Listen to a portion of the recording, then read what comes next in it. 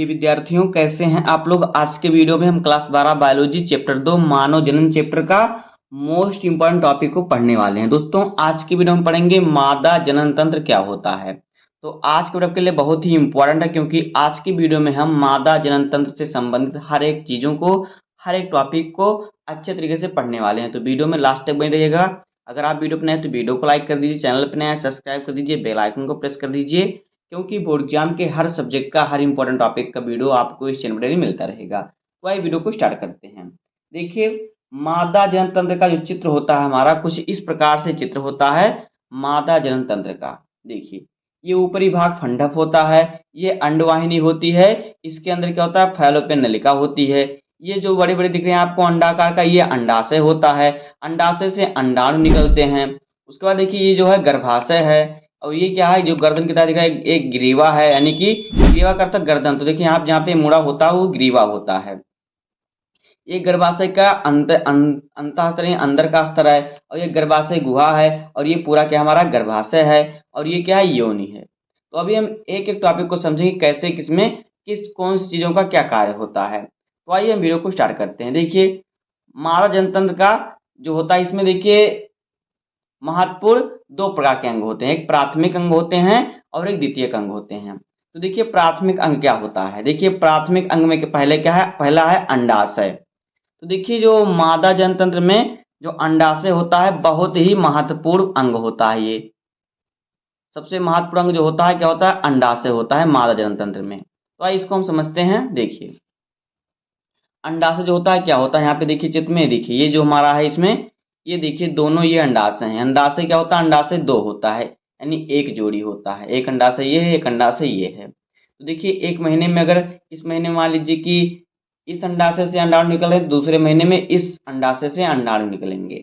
तो देखिए, जो अंडाशय होता है इसकी संख्या 2 होती है। यह उदर गुहा के दोनों ओर स्थित होता है। तो यहाँ पे देखिए, जो अंडाशय है ये उदर गुहा के दोनों ओर स्थित है। ये देखिए, एक गर्भाशय गुहा है, इसे उदर गुहा कहते हैं। तो ये इसके तरफ दोनों तरफ स्थित होता है। इसमें 2 अंडाणु निकलते हैं। इसमें कितने, इसमें से क्या, इसमें से अंडाणु निकलते हैं। देखिए, जो अंडाशय है, अंडाशय से देखिए अंडाणु निकलते हैं। अंडाशय द्वारा हार्मोन एस्ट्रोजन का स्राव होता है, जो द्वितीयक लैंगिक लक्षण का नियमन करता है। देखिए, जो अंडाशय होता है इससे क्या होता है, इससे एस्ट्रोजन नामक हार्मोन्स का स्राव होता है। कौन से हार्मोन्स का, एस्ट्रोजन नामक हार्मोन्स का स्राव होता है। जिससे क्या होता है, ये क्या करते हैं, जनन में जो जनन लैंगिक लक्षण होता है, जैसे कि महिलाओं का स्तन का विकास होता है और महिलाओं में पीरियड आता है, तो इसी के अनुसार होता है। एस्ट्रोजन हार्मोन्स के कारण ये शुरुआत होता है। तो एक बार फिर समझ लेते हैं। देखिए, अंडाशय होता है, आपने समझ लिया अंडाशय क्या होता है, एक जोड़ी होता है, और ये उदर गुहा के दोनों तरफ स्थित होता है। अंडाशय से अंडाणु निकलते हैं, और इसमें एस्ट्रोजन हार्मोन्स होता है जो लैंगिक लक्षण को प्रदर्शित करता है। इतना आपको लिखना, अंडाशय का कार्य होता है, ये अंडाशय करता है। देखिए, क्या होता है, जब अंडाशय से अंडाणु निकलते हैं, यहाँ पे देखिए अंडाणु यहाँ से निकलते हैं, और जब महिला और पुरुष मिलते हैं तो यहाँ से देखिए ये योनि होता है। योनि के रास्ते से पुरुष के लिंग के द्वारा महिला के गर्भाशय में शुक्राणु जाते हैं। देखिए, गर्भाशय में शुक्राणु आते हैं, शुक्राणु तेजी से गति करते हैं, तेजी से आगे बढ़ते हैं, क्योंकि शुक्राणु के साथ तरल पदार्थ भी रहता है, तो उसी से तैर कर आगे बढ़ते हैं। वो जब आगे बढ़ते हैं खूब तीव्र गति से, कुछ शुक्राणु इधर जाते हैं, कुछ शुक्राणु इधर चल देते हैं। तो देखिए, जब देखिए अंडाशय क्या, अंडाणु निकलता, तो अंडाशय से अंडाणु निकलता है तो ये भी थोड़ा आगे आता है। तो ये फैलोपियन नलिका में यहाँ से शुक्राणु जाते हैं और यहाँ से अंडाणु आते हैं, दोनों का मिलन होता है। तो देखिए, जो शुक्राणु सबसे पहले अंडाणु को भेदित करता है, यानी भेद देता है एक्रोसोम से। जो शुक्राणु होता है उसके उसके जो सर होता है, सर में सबसे महत्वपूर्ण होता है उसका एक्रोसोम, जो क्या करता है, अंडाणु को भेदने का कार्य करता है। तो अंडाणु को भेद देता है और ये क्या, निषेचित हो जाता है। जब ये निषेचित हो जाता है, तब ये क्या करता है, धीरे धीरे ये गर्भाशय में आ जाता है और इस पे चिपक जाता है, गर्भाशय की दीवार से चिपक जाता है, और ये क्या करता है, यहीं पे इसका विकास, तब ये भ्रूण के रूप में बन जाता है और इसका यहीं पे विकास होता है। जब समय की अवधि पूर्ण हो जाती है, तब ये धीरे धीरे इस योनि के रास्ते से प्रसव होता है, यानी शिशु का जन्म होता है। इसी प्रकार से होता है मादा जनन तंत्र की पूरी जो क्रिया होती है। अब आगे हम इसमें थोड़ा पढ़ लेते हैं। देखिए, जुड़वा बच्चे कैसे होते हैं। देखिए, जब मान लीजिए हमारा यहाँ पे देखिए अंडाशय से अंडाणु निकला। अब अंडाशय से अंडाणु निकला तो यहाँ से शुक्राणु, जब महिला और पुरुष मिलेंगे तो यहाँ से शुक्राणु जाएगा। शुक्राणु जब तीव्र गति से गति करते हैं तो मान लीजिए कि इस अंडाणु के समीप 2 शुक्राणु आ गए और दोनों शुक्राणु एक ही साथ इसमें भेज दिए, दोनों शुक्राणु एक साथ एक ही समय पे भेज दिए तो क्या 2 युग्मक बन जाते हैं। तो जब 2 युग्मक बनते हैं तो ये क्या होता है, यहाँ पे 2 भ्रूण का निर्माण होता है जिससे जुड़वा समजात जुड़वा बच्चे पैदा होते हैं। अगर दोनों XX हैं, अगर देखिए जो दोनों शुक्राणु XX हैं तो क्या होता है, तो दोनों लड़की होती है। अगर एक X है एक Y है तो एक लड़का की लड़की होती है। इस प्रकार से जुड़वा होते हैं। अब आगे देखिए हमारा क्या है, इसमें पहला जो प्राथमिक अंग है वो क्या है, अंडाशय है। उसके बाद देखिए अब हमारा द्वितीयक अंग इसमें आ गया। तो देखिए मादा जनतंत्र में द्वितीयक अंग क्या होता है, तो देखिए इसमें द्वितीयक अंग जो है ये अंडवाहिनी होता है। तो देखिए अंडवाहिनी क्या होता है, पहले इसको हम पढ़ लेते हैं। अंडवाहिनी क्या होता है, देखिए चित्र में देखिए अंडवाहिनी क्या होता है, ये देखिए ये होता है अंडवाहिनी। ये जो होती है नलिका ये अंडवाहिनी होती है। तो देखिए अंडवाहिनी क्या होता है, प्रत्येक अंडवाहिनी के सामने वाला सिरा कीप आकार का होता है। यहाँ पे देखिए कीप के आकार का है, यहाँ पे देखिए मुड़ा हुआ ना, कीप के आकार का है। तो इसके सामने का जो सिरा होता है कीप के आकार का होता है। अंडाशय से अंडाणु इसी रास्ते से निकलते हैं। देखिए जो अंडाशय है ये अंडाशय, यहाँ से अंडाणु जो होते हैं इसी अंडवाहिनी से निकलते हैं। किससे, अंडवाहिनी से निकलते हैं। अंडाणु यहाँ से निकलते हैं अंडवाहिनी के रास्ते से ये जाते हैं। निषेचन की क्रिया अंडवाहिनी की फैलोपियन नलिका में होती है। देखिए ये फैलोपियन नलिका होती है, ये जो होती है फैलोपियन नलिका होती है, अंडवाहिनी में ही होती है फैलोपियन नलिका। तो यहीं पे निषेचन की क्रिया होती है, जहाँ पे अंडाणु, देखिए यहाँ से अंडाणु आ रहा है और यहाँ शुक्राणु आएंगे तो ये फैलोपियन नलिका में इनका निषेचन हो जाता है। दोनों फैलोपियन नलिकाएं गर्भाशय में खुली होती हैं। देखिए एक ये फैलोपियन नलिका ये भी गर्भाशय में आकर खुली है और फिर ये फैलोपियन नलिका ये भी गर्भाशय में आकर खुली है। तो दोनों फैलोपियन नलिका जो होती हैं गर्भाशय में आकर खुली होती हैं या खुलती हैं। उसके बाद देखिए आगे क्या है, आगे इसमें देखिए हमारा क्या है, इसमें आगे हमारा है गर्भाशय। तो देखिए गर्भाशय क्या होता है, ये भी क्या है, ये भी जो है एक महत्वपूर्ण अंग है मानव जनन तंत्र का। तो देखिए गर्भाशय क्या होता है, यहाँ पे देखिए चित्र में ये देखिए ये पूरा जो है ये गर्भाशय है। ये जो आपको पूरा दिख रहा है चित्र में ये पूरा क्या है, ये पूरा गर्भाशय है। पूरा ये जो है ये गर्भाशय है, पूरा ये पूरा गर्भाशय है।